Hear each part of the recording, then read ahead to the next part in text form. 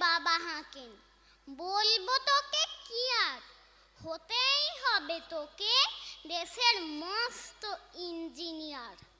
মা তাই শুনে কন, খোকা তুই আমার কথা রাখ, ডাক্তারিতে হয় যেন তোর দেশ জোড়া নাম ডাক।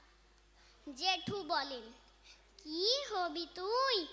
আমি সেটা জানি, তুই হবি এক নোবেল জয়ী বিখ্যাত বিজ্ঞানী। একই সঙ্গে সবাই বলেন, অন্য কিছু নয়, এবার তোকে হতেই হবে স্কুলে ফার্স্ট বয়। আমার ইচ্ছে ঘুড়ি ওড়াই, লাট্টু ঘোড়াই আর ক্রিকেট খেলি, সাঁতরে করি মস্ত দিঘি পার।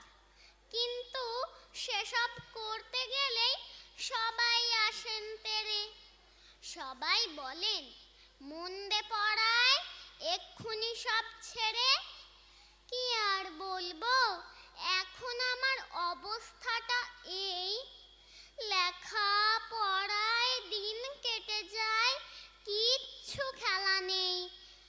এক এক জনের এক এক ইচ্ছে সবাই দিচ্ছে তারা, তার ফলে ভাই আমার নিজের ইচ্ছে গেছে মারা।